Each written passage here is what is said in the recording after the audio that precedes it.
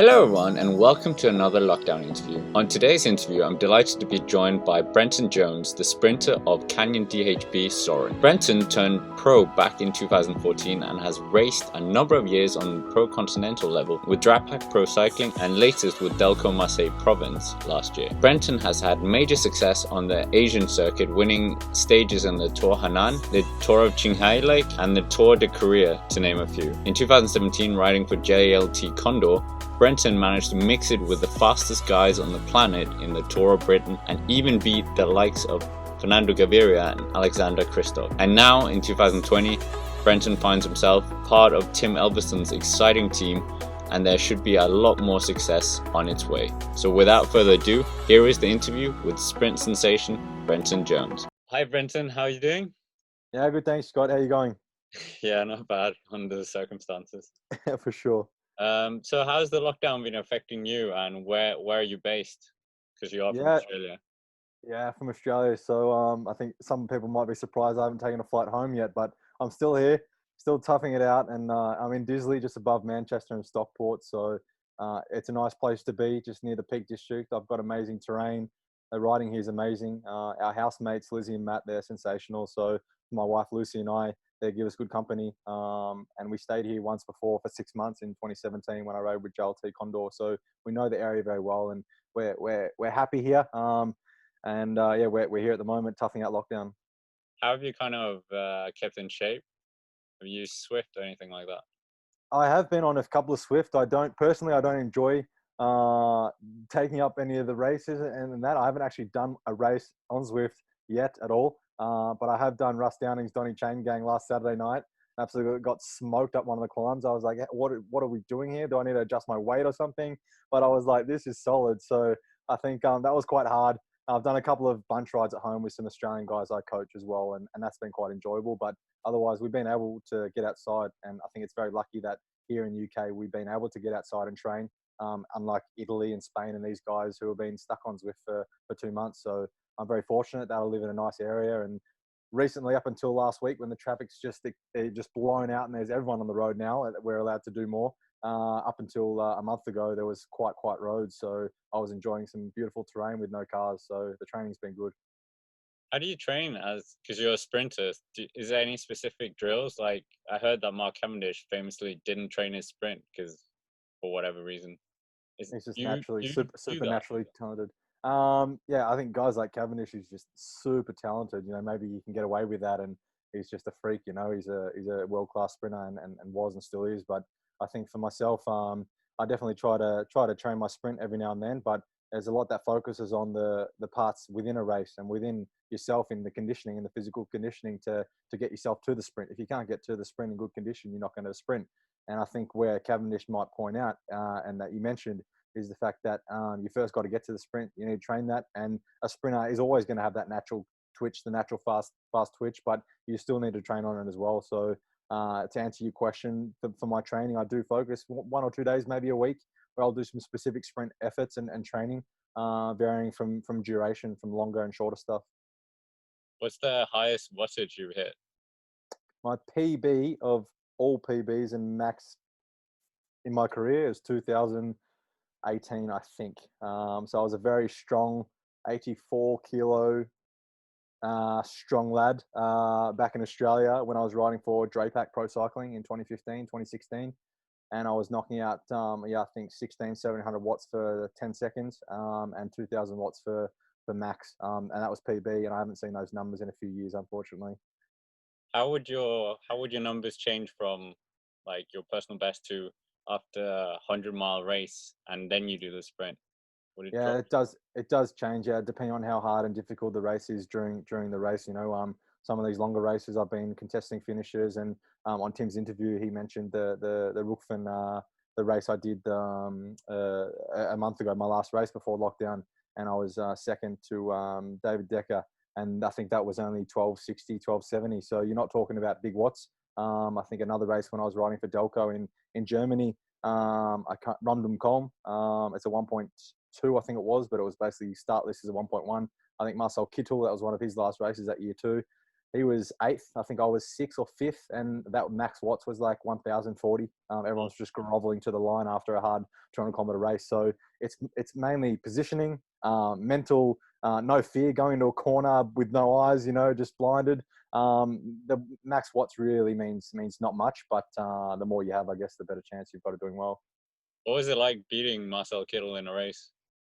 I think I messaged a couple of people like, well, that was pretty cool. Like I respect him as a rider and as a person. And obviously he's had a challenging last few months of going into retirement, but he's an exceptional bike rider. To win and do what he's done on the bike is amazing. And someone that I obviously looked up to as a sprinter, as all top sprinters out there as well. You want to aspire to be like that. So I think Marcel on that day, he said he suffered from cramps in the finish on his social media post. So obviously he was feeling pretty fatigued, but to be there on that day and look at the results and see you're ahead of Marcel Kittel, it's something not to put on the resume, but it's something to be proud of, I guess. So taking a few steps back, how did you get into cycling in Australia? So I was into sport a lot as a kid growing up, and not pushed into the sport, but my dad used to and still does ride his bike, and he used to race at a club level, a state level. And I got into cycling through him at a nice fun age of maybe 3 or 4. I was probably pedaling a bike with probably no training wheels at all, and started through the Warragul Cycling Club, my hometown back in Australia, doing some track racing as an under 13, under 15 kind of level. Even under 9 and 11, I was doing track carnivals with Warragul Cycling Club, and that transitioned onto the road. And I was also playing a lot of soccer and tennis through my whole teenage years growing up, until I decided to take up cycling more seriously at the age of about 17, 16.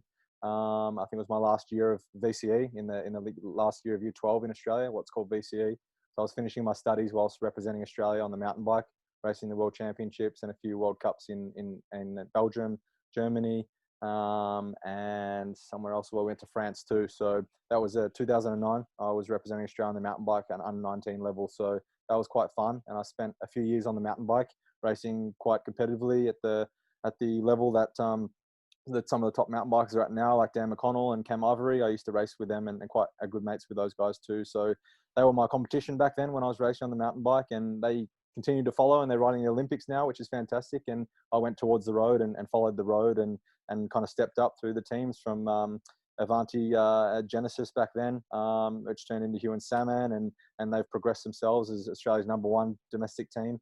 And then obviously Drapac Professional Cycling, JLT Condor, Delko, and now Canyon. So I've kind of stepped through the ranks on the road. Do you feel like having a background in mountain biking has kind of helped you? Because there's so many riders like Cadel Evans, Jakob Fuglsang that have all like started with mountain biking. Yeah, for sure. I think a lot of people, it's kind of 50-50. Some come from the track and some come from the mountain biking, and some just go straight through the middle. But I think, yeah, there's a lot that come from those two disciplines. And I think the benefits of coming from the mountain bike background, you've got the skills, I would say I'm a confident person on a descent, and quite comfortable in a bunch. Obviously, being a sprinter, you need to learn how to corner well as well. So I think the mountain biking has given me that skills based. It helped me climb, even though I can't climb that well on a good day, but I get over them if I need to. So I think, yeah, for that cadence and climbing, and everyone actually, it'll probably be some people that watch this interview and go, he's going to mention it, but I always change gears so much, and everyone says, why do you change gears so much?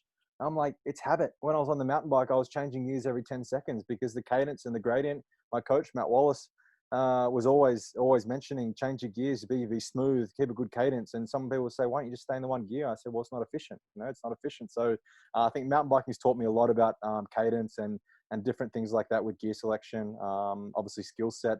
I think that set me up well for the road. Have you done any cyclocross racing?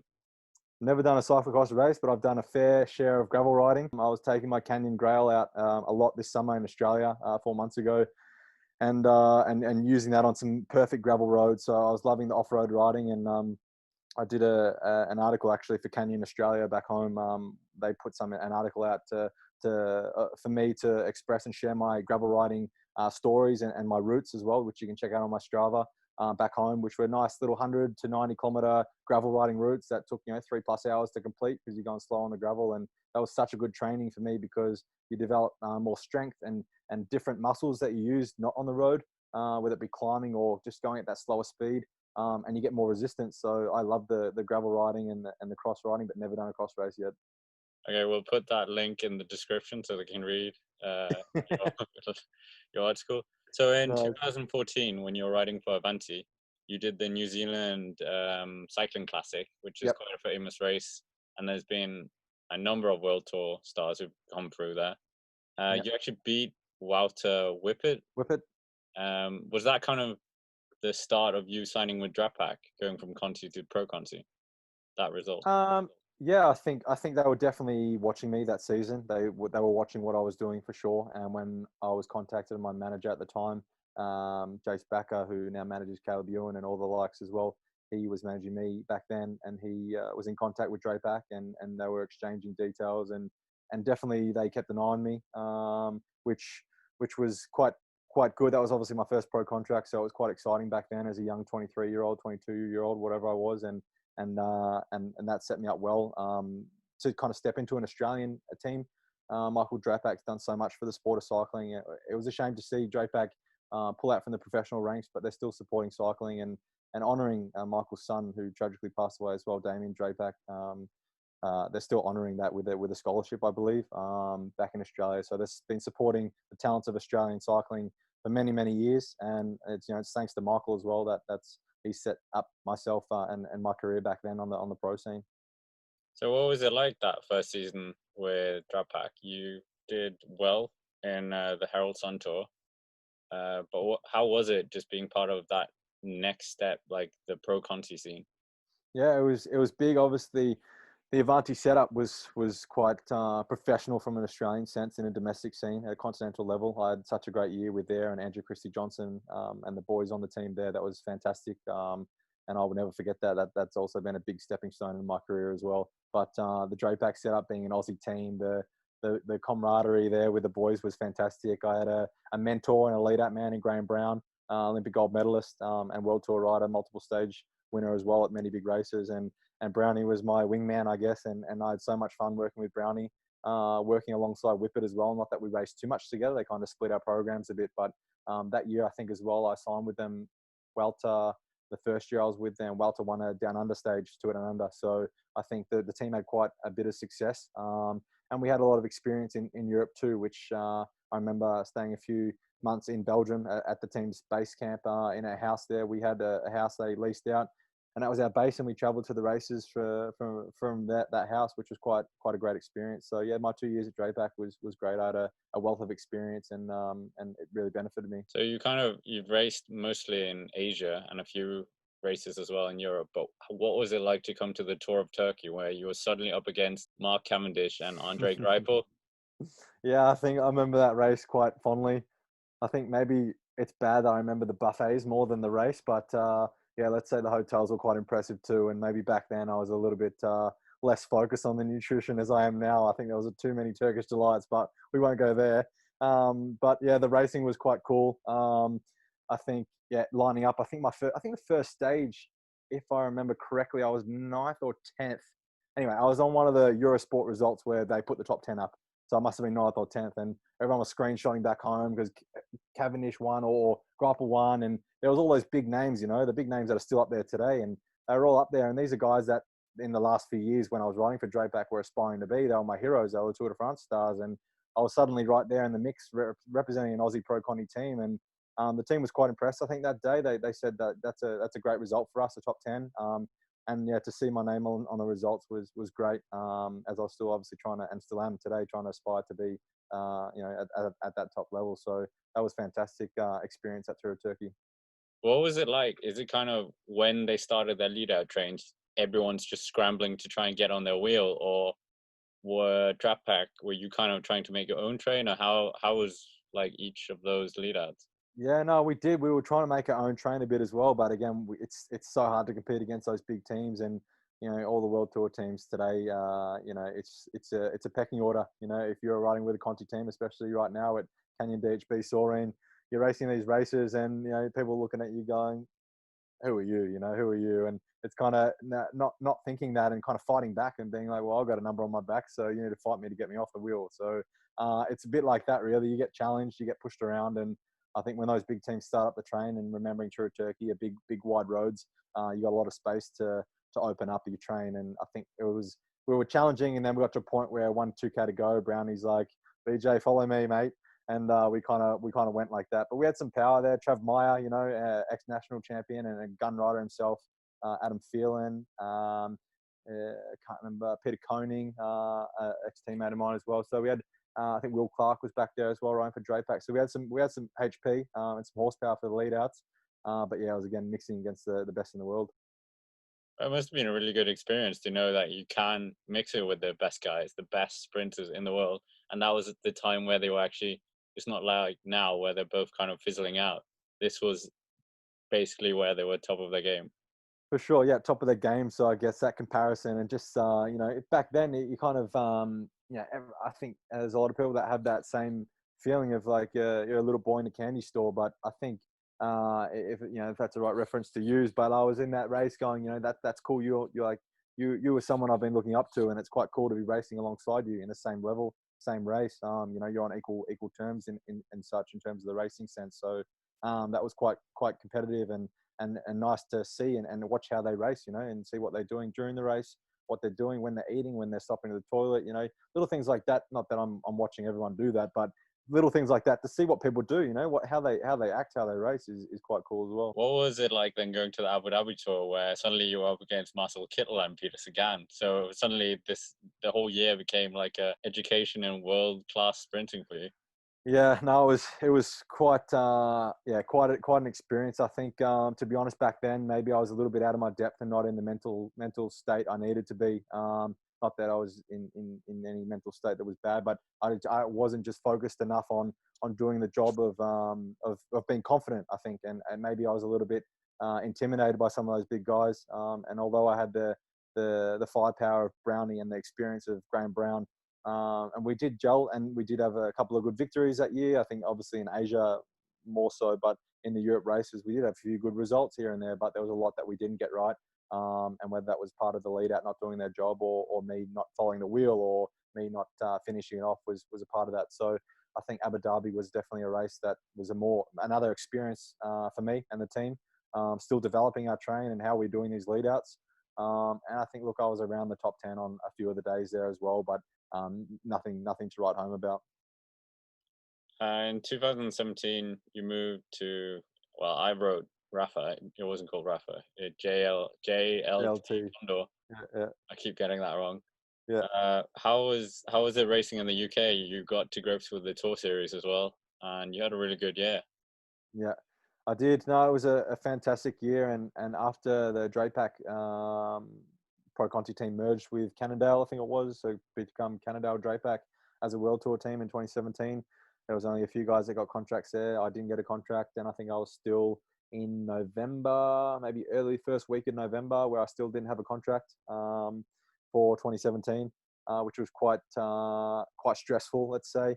And John Herity, such a nice guy, still keep in contact today with John. He gave me a lifeline, gave me an opportunity, and it's fair to say I didn't let him down. So I had a great season that year and loved every minute of it, from the staff to the riders. Still to this day, the best year I've had on the bike and in the team environment. That was fantastic. So I love the UK scene, the racing, the Tour Series. I'm so disappointed that I couldn't provide Tim Elverson with the results that I hopefully was trying to see in the British scene this year, and go back to these races I love so much. I really enjoyed that year. You finished third in the Rutland Classic, where that infamous incident happened in front of you. So you finished third, where, yeah, I don't know what was your angle of that whole thing? I only saw it after the race, obviously, but obviously I think it was Hayden McCormick.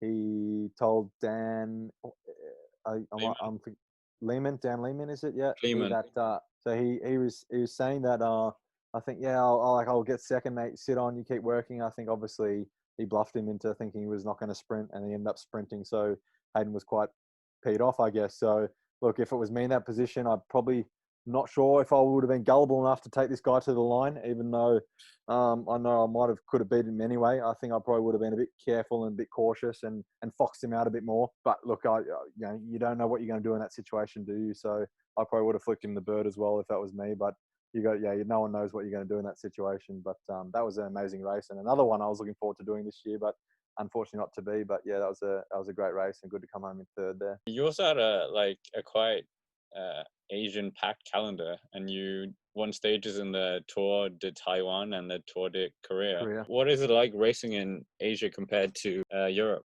Yeah, I think a lot of people see that as being maybe easy. You know, the victories there are easy, but they're not. They're quite hard. They're kind of almost more challenging because the racing is less structured, less organized. You've got all the Asian teams themselves, the Japanese, the Chinese, you know, everyone out there. That all those teams, that's their Tour de France. You know, they're racing over there to win and impress their sponsors. So there's some good riders and some quality riders that come through the scene there. I think a famous sprinter from down that way in Malaysia is Harif Saleh. He's been around the scene for a long time and won stages in Langkawi and the like. So he's one of the fastest sprinters as well that's been going around. So there's a lot of Asian sprinters that people never hear of that are quite fast. So I guess, yeah, I've got 9 or 10 victories in Asia, whatever it is, across the board. But I've had to work hard for every one of those, and none of them have been easy. So yeah, the racing is fast. It's a lot of open road, a lot of open highway. And there's some stages where they are pancake flat most of the time and you're rolling along at 50 kilometers doing 200 watts, and other stages that are quite lumpy, hard, and you got to work for them as well. So yeah, it's difficult. And I think the open space, other than Europe, on your small Belgian roads or your French roads like this, that are a lot narrower, and you got to fight for position. Over there, it's kind of a different fight. You're basically fighting to keep 2 teams away from dive bombing you in the last couple of K, because they're going on the 5th lane to try and pass you on the highway. You know, so it's quite different. It's challenging, and it's a lot more open. And that year, you also went to the Tour of Britain, where you did exceptionally well. You had 3 top 5s, and you even beat Christoph and Gaviria on some of the stages. What was that whole team like? Because you guys were Conti level, so could you feel that whole bragging rights kind of thing with the World Tour guys? Yeah, absolutely. But again, I think, like I just mentioned with the Asian teams in Asia, for a British team in UK here, that was our Tour de France. That was our big stepping stone. So we were extra motivated. We were fighting so hard that tour. I was in the best shape that I've been in to date, and the preparation from riders to staff. I know particularly part of my preparation was to go to Belgium, race a couple of Belgium kermesses, and I think I got 3rd in one Belgium Pro Kermesse over there. And that was specific my preparation. I would have wanted to do with an altitude tent simulation leading up to the tour. And John Herity said, "That's fine, Brenton. You can do that," because he wanted me to go to the Tour of Portugal, in Spain, in Portugal or Spain, wherever, and race out as preparation 2 weeks before the tour. I said I prefer to stay home in a local environment, race in Belgium, get ready, and the whole from leading up to the Tour of Britain, throughout Tour of Britain, the support from the riders, the staff, everything. My family, mum and dad, Karen and Chris, were over watching me as well, as my wife and back then girlfriend Lucy was watching me. And that whole atmosphere was just amazing. I had so much support. I had good form. So every day I was building more and more and more confidence, and seeing my name along the side of the start list just gave the team confidence to say, "You can do it. This is amazing." And that podium that day behind Dylan Groenewegen and Caleb Ewan, and that you mentioned, I bet Christoph and Gaviria, that was a incredible stage and performance that John Herity and the rest of the team were really proud of, and I was proud of too. So I think I really enjoyed that Tour of Britain. That was one of the best races I've done to my career to date. Was there anything you could have done different that day, like to have nabbed the win in front of Groenewegen?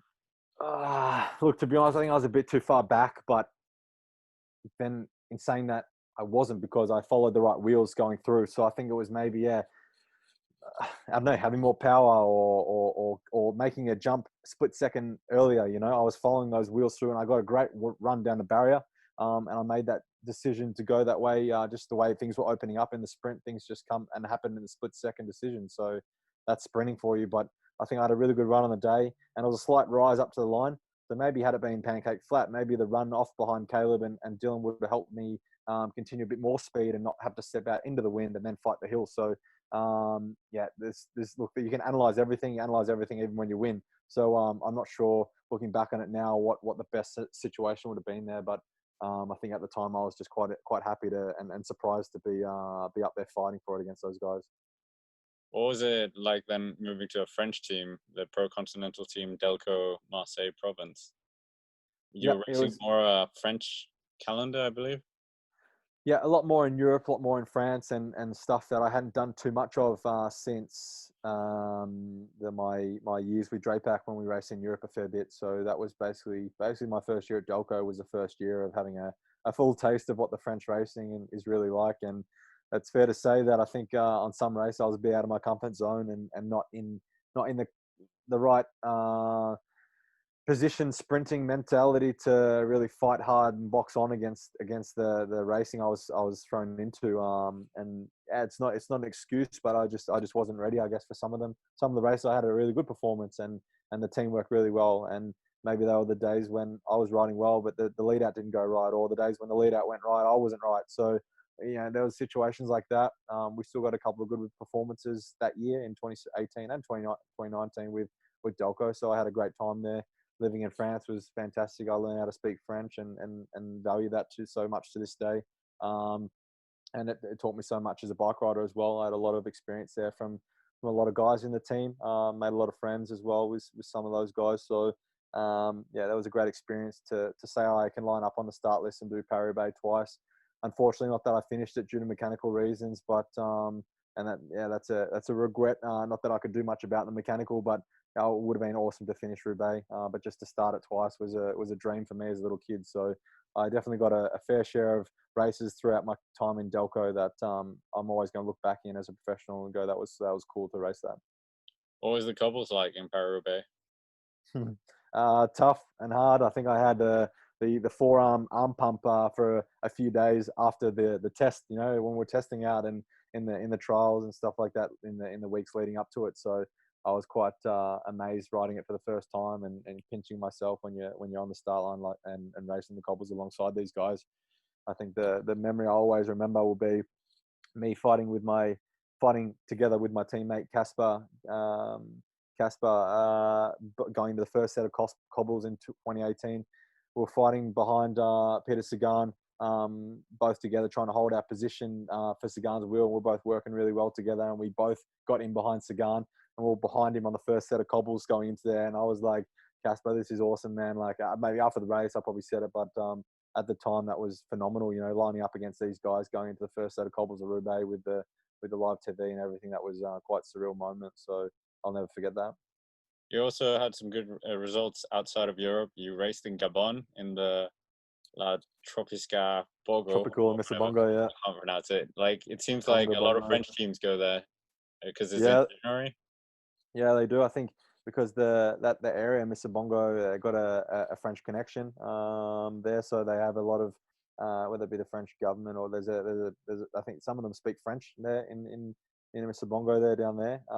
So the French teams and the organizer, I think, is also the French from the French setup too. So I can't remember the name of the organizer, but he's French, so he does like to try and get the total direct energies there and Delko and these French Pro Conti teams there. They try and get 2 or 3 of them actually to race out at the start of the year. I think Drapac went there last year with Arkea. So they get some good names, which is good. I think Bonifazio was there last year too. So there's been some good riders win races there in the past. And yeah, that year was my first race with Delco. And to win 2 stages there, I think was awesome. You also did the Hammer Series in your second year. How did you find that kind of racing? Yeah, it was fun. It was a good atmosphere. It was fun, and everyone was having a good time as much as they were when suffering on the bike when they were doing the hammer sprint. That was quite painful. I remember one. It was in Stavanger, I think.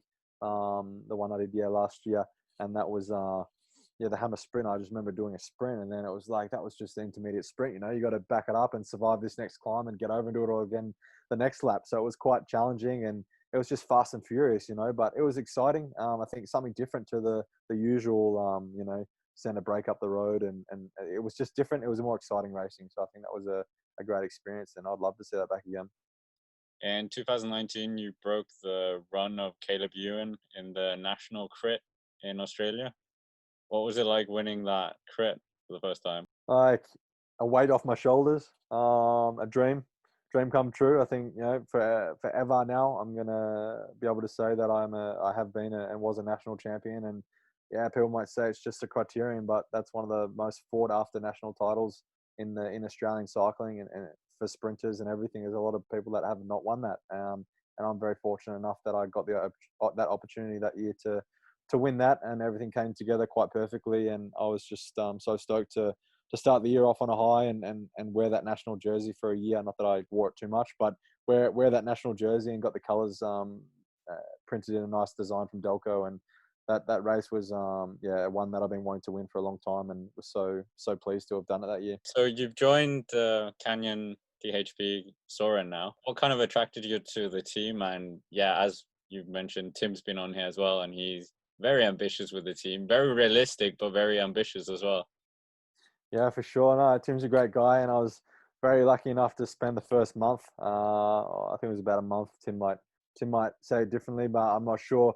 I was crashing at his house for a long time, so thanks to Claire, his wife, and Zoe and Zach for looking after me the first month. When I came over here 3 months ago, it was a nice time to get to know Tim as well personally, as well as a manager and an owner of the team. So I guess I was speaking with Tim late last year when I didn't have a contract and wasn't sure what I was going to do this year. I've been looking at the Canyon team for quite a while. One, because I love the brand Canyon and the bike. My brother Jared works for Canyon back in Australia, so I've had a close relationship with Canyon itself as a bike manufacturer and a brand for quite a while. And when I saw last year a contract not looking likely in the pro scene, Pro Continential scene, which was disappointing, and where I wanted to stay this year, I was like, well, what's my next best?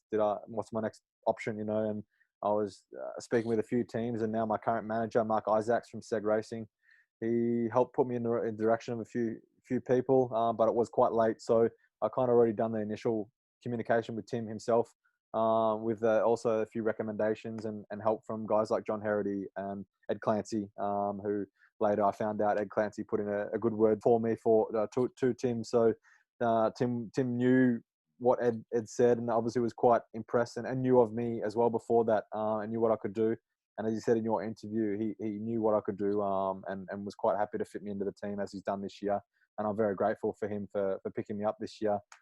Obviously not to be with this lockdown and the situation that's happened, but I'm very fortunate. I've had a couple of races already and shown and proven I could do a result like I did in Holland a month ago at the Ruckman race. So where we were second and third with Matt Bostock. So I think, Canyon for me was a good option to step down, but to get good racing opportunities. They haven't come this year due to the circumstances, but the calendar was looking so promising, and I don't know what's going to happen next year. I don't know where I'm going to be, what I'm going to be doing, but the calendar and the team setup is fantastic, and he's done a great job with the team and where they're going. That neatly wraps up our interview. Thanks very much for your time, Brenton. It's been very enjoyable. Cheers. Thanks, Scott. Thanks for having me. That's it for this lockdown interview with Brenton Jones. If you're new here, why not check out the interview with one of his teammates, Charlie Tanfield, or Tim Elverson himself. And as always, thank you for watching or listening, and see you next time.